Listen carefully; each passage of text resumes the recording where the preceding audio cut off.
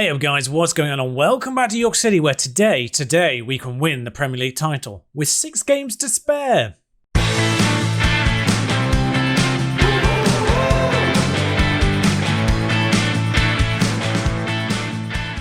Yeah, that's right. We've found ourselves in a position where we are 16 points clear of Manchester City with 7 to play for us, 6 to play for them. Therefore, today, if we win, Manchester City can do nothing to catch us. Of course, the opponents today are Arsenal, who are the only other ones mathematically really still in it. If they win today, then they're 14 points behind with 5 to go. That's still a good thing. If we draw today, we do rely on Manchester City to drop points as well. And realistically, we want to win now because our running goes in with Tottenham, Chelsea, Man United and Manchester City in that run. So, yeah, ideally, if we can wrap the title before this lot happen, that'll be wonderful. Of course, points tallies and records are still there to be broken, so if we can get into that position too, I would really enjoy that. And Chelsea have to play Norwich first, so we'll get that one out of the way. Go on, Norwich. 0-0. I'm just really rooting for Norwich this year because they're on the verge of Champions League football out of nowhere. I say out of nowhere, they've just quietly built a really good side. They've had a few setbacks over the years as their best players got poached. Looking at you, Venturelli. And today, against Chris Wilder's Arsenal, still a sentence that seems baffling. Of course, this is England manager versus previous England manager. Christian in goal, Saxton, Moena, Rick, Fiore, Tecco, Vidarson and Seri, Carpentier and Cantoro and Gonzalez. Now, away from home, against teams in the top half, I have been deploying this. You've not really seen it, because we've not really played anyone yet. That's because they're all still yet to come. You will be seeing it twice in the day, because, of course, we play Liverpool away from home later on. Still on the business so far in those situations, but Saliba, back post, oof. I mean, formation-wise, set pieces have got nothing to do with it, to be honest, haven't they? Other than affecting the height of the defenders available to you. I should just mention, I'm playing Rick and Moena just to keep the back two fresh in these latter stages. Tecco, it's gone in. It's gone in. It's not fancy. It's offside, I think, as well. Yeah, it's been reviewed. It's been called back. Never mind. I was about to say, a scrappy goal doesn't really matter. It wasn't really scrappy against Liverpool, but it was narrow, 1-0. And the one thing that does concern me is their lineup.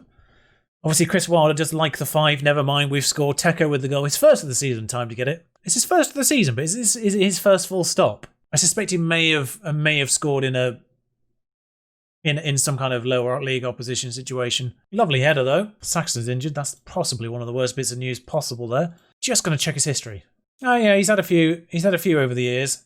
Not many, mostly because he had not had that many appearances. I thought I was using him more this year. Nope. He's one of our best players, is Tecco. Carpentier whips a corner in. Rick's at the near post, of course with Noah Zata. Rick isn't really that much shorter, so still a physical presence in that box at the near post, and Rick is where the target goes. Near post, bam. That's the tactic. That's the corner tactic. Whip it in near post. Zata normally there. Heads it in. He's only had 6. He's never really replicated that first season ridiculousness. And 2 goals to the good at the Emirates. Lovely, nice to see some motivation. Now that injury to Saxton does worry me a little bit, so I'll probably take him off sooner rather than later. If we get a third, I'll probably just take him off straight away. Nope, it might be a break instead. Although apparently the rest of the Arsenal side didn't get the memo there, as Sancho basically goes alone. We are pressed to find a shot that misses the target, but more than that. That was such a weird counter. It just saw Sancho win, and then the rest of the Arsenal side went, no, it's alright. Cantoro though, on the ball now. There's a weird discrepancy between the number of goals from the left and the right. Because Carpentier scored most of his 26 goals from the left-hand side. I thought Castillo was about to give away a penalty there. It's a no penalty, thankfully for him. We played Arsenal in an episode in the first half of this season, didn't we? Under the assumption that we won't play him again in the second half. Oh God, is there now penalty at the other end? Castillo gifted us the win last time, didn't he? Foden saved. Christian makes up for the Euros, was it we won? Spoilers. We say the England player doesn't get past the Spanish goalkeeper that time. And Foden defending. Arsenal have quite a lot of English players. Sort of on the older side, English players now, but I say quite a lot. They have 3. Sancho, Foden and Reece James. Did have Angel Gomez, but I'm pretty certain he's moved. It's got to 85 minutes this match and I've done nothing, including taking Bradley Saxton off. Just take the 3 most tired players off that pitch in one go. I mean, it was already rattling away to the end of the game regardless.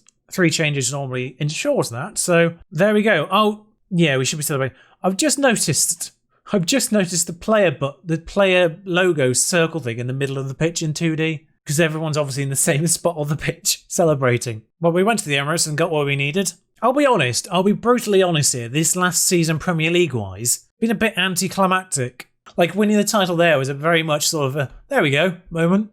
3 weeks for Bradley Saxton, though, is massive. Oh, good, we've qualified for next year's Champions League. I mean, these are the medals already handed out. There are 6 games left to go, so theoretically, I could get an entire squad of players a medal because they only need 5. How many? Ooh, I've noticed one name missing.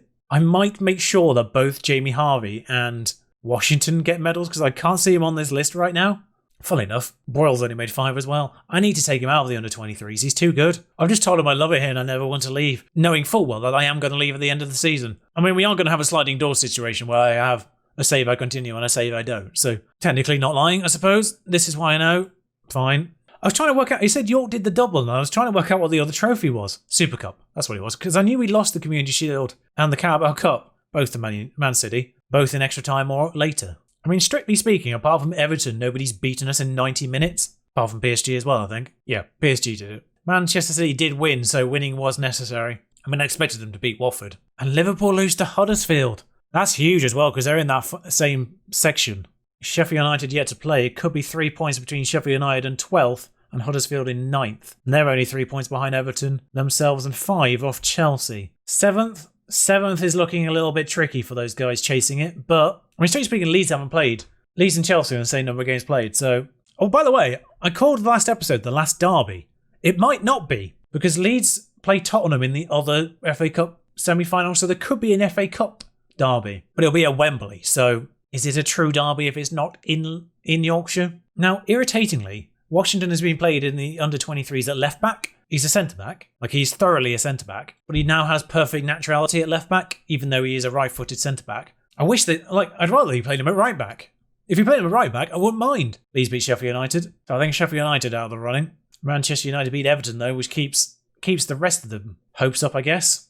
And we do have to play Chelsea, of course. We do have to play Chelsea still. So if we beat Chelsea and the rest of those teams behind them keep winning, Chelsea's position is not secure in 7th. I don't know if I pointed out or if it was seen on screen last time out, but Patrick Vieira manages Liverpool. Yeah, it's one of those. Why are all my former strikers now in the Middle East? Hugh King's over there. The fact that Stephen Robinson is 31, by the way, is absolutely ridiculous. Casual reminder to those people who don't know, if you are in the lower leagues, go raid Wales. In fact, we even got him on a free. I think it might have been amateur. We never sold him for money, but still, we could have. But now there's a Scottish striker and an Irish striker in the Middle East. I don't know how they're functioning. I've seen some saves where Brighton have become a force. They're going down. It's just popped up in my scout report. Max Son, of course, captain at Aston Villa now, has dropped off a cliff physically this year. I suspect he hasn't got that many years in him. Did love Max Ons. Liverpool, of course, coming to this with a goal, an away goal. So today the objective is not lose. Now, Kovalev left back is an obviously easy swap, and Shaonan can play both sides off the bench, so that's not overly problematic. We will just get Washington involved on the bench, along with bringing Azata alongside Moena.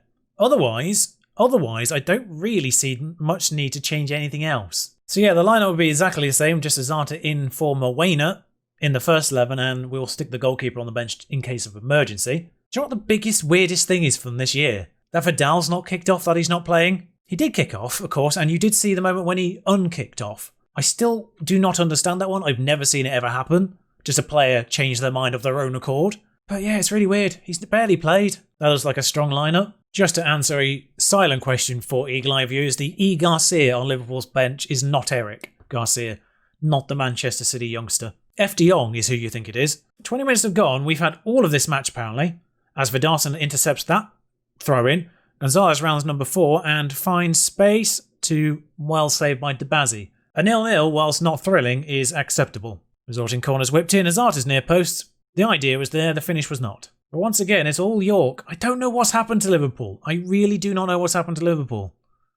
They had a poor year last year, and it's happened again this year. Vidarson's got the away goal, and that's neutralised that advantage they had. So yeah, 2 goals for them, now necessary to take it to extra time, bare minimum. So when near post, they headed it out. Vidarson finds Carpentier, just gives it back to him, and Vidarson just drills it through the box of people. Meanwhile, Bayern are taking the advantage over Arsenal, and now it's 3-0 over there, and Arsenal need 4 goals to go through. I don't think it's happening for them. I will also let you know, of course, who progresses out of Manchester City and Real Madrid, who are obviously the next opponents in the semi-final for us. Carpentier goes wide. I think Man City won the first leg 2-1 at home, so again, they're in exactly the same situation as we are. It's not thrilling.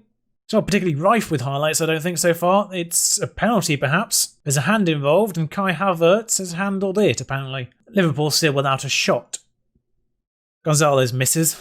I mean, that's salt in the wound, isn't it? I love the fact he goes straight from a 6.7 to a 6.1, by the way. As if that's the thing. Right, on comes Godoy then. And Liverpool have possession. Are we about to have a chance for Liverpool here? It's weird having to be so patronising about it. It's not intentional, but I never thought I'd be in the position where I'd be patronising about Liverpool having the ball. Vidarsson's clean through here, that was well worked. Terrible finish. I love the fact, by the way, that in terms of just general star rating for my squad right now, Gonzalez is ahead of Godoy, yet when I just took him off there, Godoy was the elite striker and Gonzalez was just striker. Some consistency would be lovely. Carbatia has taken that off Trent and will come forward now himself. He's got around defenders. He's going to take the opportunity by himself there and miss. He's got up the other end though, and Esposito might at the very least get a shot off. Nope. Oh dear. I remember a situation where Bradford, don't bother going back, the videos are, oh, now my right back's injured. Good job everyone, well done. Shaonan comes on. I remember a situation with Bradford where Liverpool ended up with sort of 30 shots and we had none, and I was egging my team on just to get a shot. I never thought I'd be in the opposite situation. They've had one. 84 minutes on the clock, this is rattled by, and I've only got one more change to make, and it's going to be Vidarsson, who is the most tired of everyone. I'm fairly certain Broyles played, so Grimes can come on. I don't think I'm mugging anyone off a potential Champions League medal here by not bringing them on, so we rotated in the group stages, I'm fairly certain. And Debazi Hall's in the final minute of regulation time. We just go absent defending-wise there, and Liverpool get a second shot on target.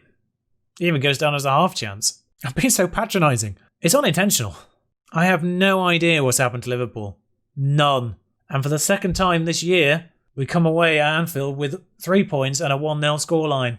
Davila's made 375 career appearances. In real life, I know I've only aged about half a year since we had Davila, but it makes me feel old reading that. He's only 27. It's not quite a decade since we had him, though. Alright, bravo, well done. The other legs should be tomorrow. Fury might be out for the season. 4 to 5 weeks. He'll be back for the finals. And the Club World Championship. I'm pretty certain he'll definitely obviously miss the semi-final of the FA Cup, but I'm pretty certain he'll miss the Champions League semi-finals as well, which pop in about a month's time, just under. Right, here we go then. So, Real Madrid 1, Manchester City 2 as things stand. That's the other leg we're going to take in. Leipzig 4-1 down to Barcelona already. That one feels like a done deal. Some Premier League matches going on for the other teams involved in the FA Cup. 2 of them play each other, actually. And I've just seen it scroll past. I think Manchester City have done it. Manchester City have done it.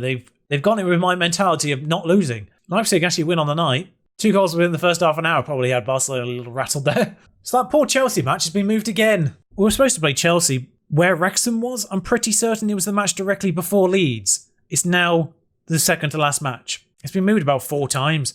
So we don't actually play Manchester City 4 times in a row. It goes either side of the Man United match. I mean, realistically, we ignore the West Brom match and I bring you every single remaining match of this season. I'm pretty certain is how we do this. With the Premier League all wrapped up, I'm not really certain how much I want to bring you that. Of course, I want to break records here. I really don't know.